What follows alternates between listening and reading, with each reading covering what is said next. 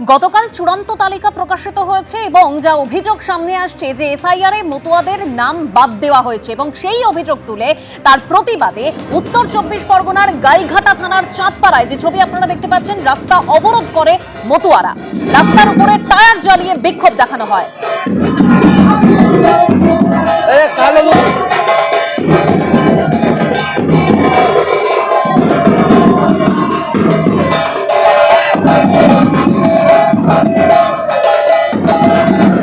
আমার ক্যামেরা ধরো। 100% চক্রান্ত চলছে, 100% চক্রান্ত চলছে। আমরা দেখেছি, আমরা যারা মতুয়া সংগ্রাম করি, আমরা যারা শ্রীরাম ঠাকুরনগর ঠাকুরবাড়িতে যাই, মা মমতা ঠাকুরের সঙ্গে আমরা যারা অল ইন্ডিয়া মতুয়া মহাসংঘ করি, আমাদের অনেক মতুয়া ভাইদের নাম কেটে দেওয়া হয়েছে ইচ্ছা করে নয়। বিজেপিরা করেছে, শান্তনু ঠাকুর করেছে, এদিকে বলছে শান্তনু ঠাকুর আমি এ করছি ও করছি। কি হচ্ছে এই সমস্ত? আমি কি এখানে ছেলে না? 50% যেখানে যত নাম বাদ গেছে তার মিনিমাম 50 থেকে 60% মতুয়াদের নাম বাদ করেছে। আমরা চাইছি ইমিডিয়েট এই অংশের মানুষের ভোটার তালিকায় নাম তুলতে হবে, না হলে এই বিজেপির যে গাদ্দাররা মিথ্যাচার করেছে, আজকে যে আগুন তারা জ্বালিয়েছে, আমাদের ঘরে যে আগুন লাগিয়েছে, এই আগুনে তাদের পুড়ে মরতে হবে, তাদের সদর্থক ভূমিকা নিতে হবে। সবার আগে তৃণমূলে পার্টি অভিযান করুক। আমি মতুয়াদের বলবো যে 1 টাকাও ছাড়বেন না, কোনো তৃণমূলীদের ছাড়বেন না। দেখলেই পরে বলবেন যে এই হচ্ছে সে দায়ী।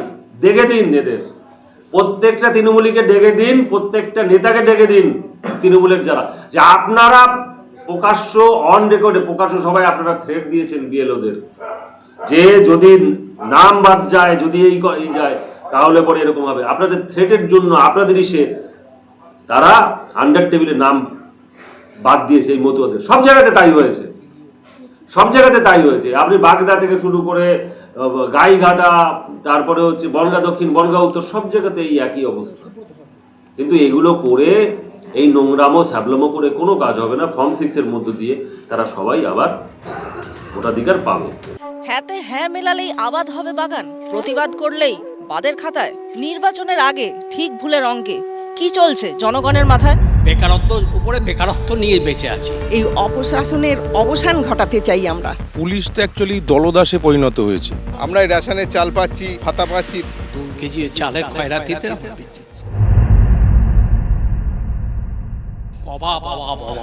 ভোটের আগে ফোকাস বদলে গেছে ভোটের ময়দানে। চাই নিজ খাদ্য থেকে চাই নিজ বাদ্যে শিফট করেছেন সকলেই। আর এখন নির্বাচনী প্রচারের সময় বাদ্য বাজাচ্ছেন লোকে ভাষণের মাধ্যমে।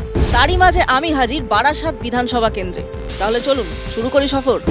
এবছর 3 বারের তৃণমূলের বিধায়ক বলেছেন তিনি আর নির্বাচনে অংশগ্রহণ করতে চান না এবং নিজেকে তিনি ব্যর্থ বলেও দাবি করছেন। এ বিষয়ে আপনার মতামত কি? যথার্থ সত্য কথা বলেছেন। বারাসাতবাসী ওকে দেখেনি ওনাকে, এবং উনি পরিযায়ী পাখি বলে পরিচিত বারাসাতে। বিধায়ক তো আজকে 15 বছর দূরবীন দিয়ে খুঁজে পাওয়া যায়নি। দেখেছি সিনেমার পর্দায় দেখেছি। খুব অল্প সময়ের জন্য, অল্প দিনের জন্য ওনাকে দেখি আমরা, এমএলএ কে আমরা পাই না। কোনো সুযোগ সুবিধাই আমরা বিধায়কের কাছ থেকে পাই না। গত বছর সেপ্টেম্বর মাসে চিরঞ্জিত চক্রবর্তী বলেন যে তিনি বিধায়ক হিসেবে ব্যর্থ।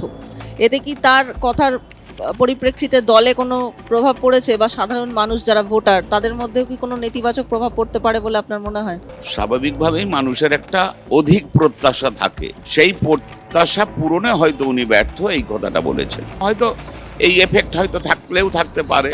যিনি তৃণমূল কংগ্রেসের প্রতিনিধি ছিলেন তিনি একটি শ্বেতপত্র প্রকাশ করে বলুন বারাসাতের সার্বিক উন্নয়নের দাবি বিধানসভায় তিনি কতবার তিনি তুলে ধরেছেন। বউ হারালে বউ পাওয়া যায় রে পাগলা, কিন্তু চিরঞ্জিত হারালে, মানে চিরঞ্জিত ভোটে আর না দাঁড়ালে কাকে পাওয়া যাবে সেটা তো আমরা দেখতে পাবো যখন প্রার্থী ঘোষণা হবে। ততক্ষণ অন্য কথাগুলো বলে দিই। 2011 সালে প্রথমবার চিরঞ্জিত চক্রবর্তী বারাসাত বিধানসভা কেন্দ্র থেকে তৃণমূলের বিধায়ক হয়ে যেতেন। হারিয়েছিলেন ফরওয়ার্ড ব্লকের সঞ্জীব চট্টোপাধ্যায়কে। শুধু হারিয়েছিলেন তা নয়, পেয়েছিলেন 58%-এরও বেশি ভোট। এবং সেইটাই কিন্তু প্রথম এবং শেষবার নয়, চিরঞ্জিত চক্রবর্তী এখান থেকে বিধায়ক হওয়ায় হ্যাট্রিক করেছিলেন। 2021 সালের বিধানসভা ভোটটাই বারাসাতে সব থেকে বেশি বর্ণময় ভোট ছিল বলে আমার মনে হয়। সে বছর এই প্রার্থীদের মধ্যে আবার ছিলেন 2জন ইন্ডিপেন্ডেন্ট প্রার্থী এবং চিরঞ্জিত চক্রবর্তী জিতেছিলেন 46% ভোট পেয়ে। তবে মজার কথা, বিজেপি এবারে শক্তি বাড়িয়েছিল অনেক বেশি। 11% ভোট থেকে তারা শটান পৌঁছে গিয়েছিল 35% ভোটে। পরিবর্তন হাওয়া চলছে, বারাসাত জুড়ে চলছে। 29টে ওয়ার্ডে আজকে বিজেপি লিড রয়েছে। ভোটের আগে জয় বাংলা আর জয় শ্রীরাম এই দুটো শব্দবন্ধের সংঘাত কোন পর্যায়ে পৌঁছতে পারে বলে আপনার মনে হয়? জয় শ্রীরাম আর শোনা যায় না, বিজেপিরাও জয় বাংলা বলে। আগামী দিন জয় বাংলা কেউ বলবে না, তার করা স্লোগান। দুই সরকারের অপশাসন, দুই সরকারের শোষণ, বঞ্চনা, নিপীড়ন সবটাই এসেছে।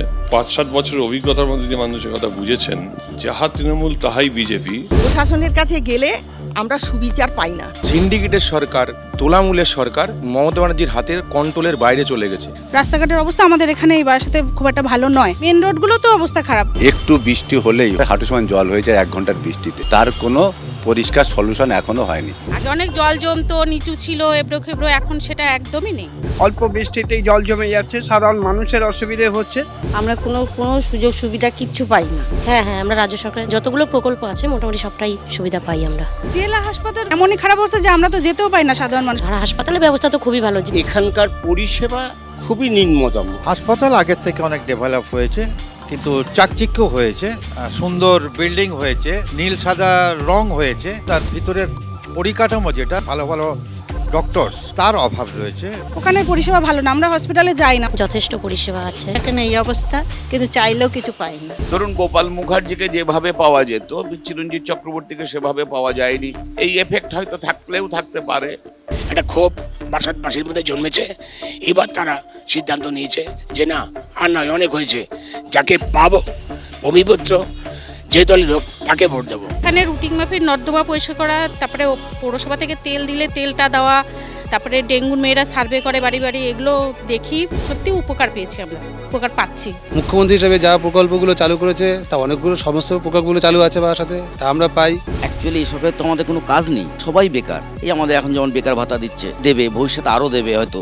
রেশনটা তো সুবিধা আছেই, যেমন কন্যাশ্রী, রূপশ্রী থেকে শুরু করে আমার বোনের বিয়েতে যে রূপশ্রী টাকাটা আমরা পেয়েছি, আমার মায়ের শরীর খারাপে যে স্বাস্থ্যসাথী কার্ডে ব্যবহার করে সেখান থেকেও টাকা পেয়েছি।